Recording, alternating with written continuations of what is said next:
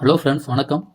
இன்றைக்கி நம்ம என்ன பார்க்க போகிறோம் அப்படின்னா, திருவண்ணாமலை கார்த்திகை மகாதீபம் தரிசனம் பண்ணுறதால நமக்கு ஏற்படக்கூடிய நன்மைகள், அதை பற்றி தான் பார்க்க போகிறோம்.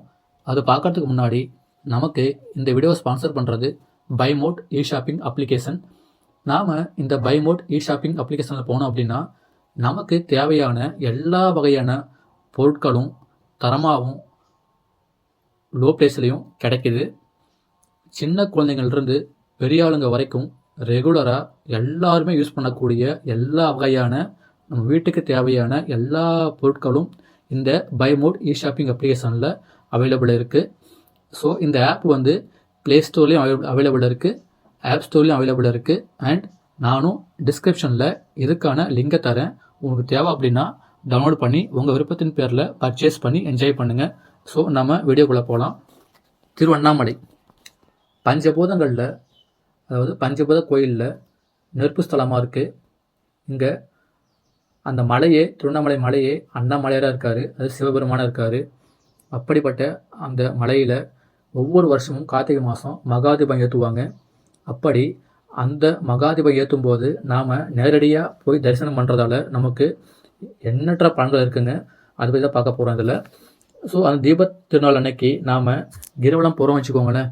கிரிவலம் போனோம் அப்படின்னா ஒரு கிரிவலம் போகிறதால கிட்டத்தட்ட 1000 அஸ்வமேத யாகம் பண்ணுற பலன் நமக்கு கிடைக்கிது. அந்த அளவுக்கு சக்தி வாய்ந்த கிரிவலமாக அமையும் அந்த நாளில் போனோம் அப்படின்னா. அதே மாதிரி அந்த தீபத்தன்னைக்கு சிவலிங்கம் முன்னாடி நம்ம ஒரு நெய் தீபம் ஏற்றி வழிபட்டோம் அப்படின்னா நம்ம வாழ்க்கையை ரொம்ப பிரகாசமாகவும் அற்புதமாகவும் இருக்கும் சொல்கிறாங்க.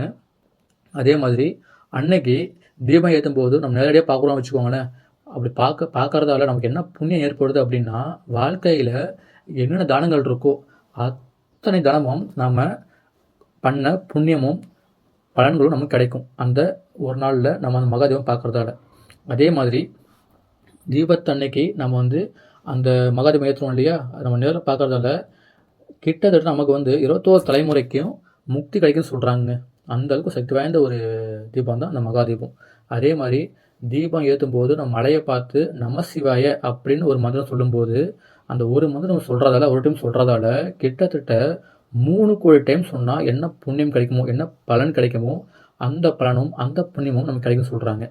அதே மாதிரி அந்த திருவண்ணாமலையில் இந்த மகாதீபத்தன்னைக்கு ஏதாவது ஒரு கோயிலில் இந்த குழந்தை இல்லாத தம்பதியர்கள் வந்து விளக்கு ஏற்றி வழிபாடு செய்கிறாங்க. அப்படி வழிபாடு செஞ்சாங்க அப்படின்னா அவங்களுக்கு குழந்தை பாக்கியம் கிடைக்குங்க.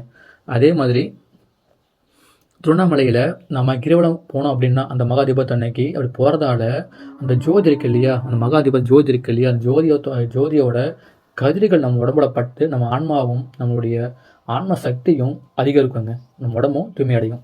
அந்த அளவுக்கு சக்தி வாய்ந்தது தான் அந்த மகாதீபம். அதே மாதிரி அந்த தீபத்தன்னைக்கு நாம் கிரிவலம் வந்து தூரம் வந்து பார்த்திங்கன்னா 14 கிலோமீட்டர், அப்படி கிட்டத்தட்ட 5 தடவை, அதாவது 20 கிலோமீட்டர் நம்ம கிரிவலம் போயிட்டோம் அப்படின்னு வச்சுக்கோங்களேன். நம்ம வாழ்க்கையில் இது வரைக்கும் எவ்வளோ பெரிய பாவம் பண்ணியிருந்தாலும் சரிங்க, அந்த பாவம் இல்லாமல் போய் நல்ல பலன்களும் நல்ல புண்ணியமும் நம்ம தேடி வருவோங்க. அதே மாதிரி ஒரு சூப்பரான ஒரு விஷயம் இருக்குது. என்ன அப்படின்னா, அந்த தீபம் மலை உச்சியில் ஏற்றுறாங்க இல்லையா, அன்னைக்கு வந்து பார்த்திங்கன்னா அந்த மகாதீபத்தன்னைக்கு மலைக்கு உள்ளார ஒரு கோயிலில் எப்படி பூஜை பண்ணால் என்ன சத்தம் வருமோ அந்த சத்தம் எல்லாம் கேட்டதா யார் சொல்லியிருக்காங்க அப்படின்னா, பகவான் ரமண மகரிஷியும் அப்புறம் பகவான் சேஷாத்ரி சுவாமிகள் அவரும் சொல்லியிருக்காங்க.